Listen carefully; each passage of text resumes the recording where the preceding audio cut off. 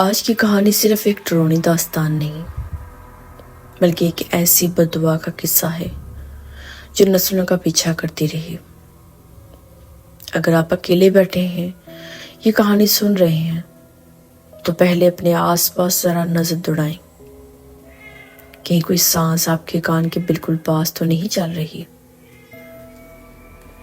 چلیے آج کی کہانی اپنی شروع کرتے ہیں۔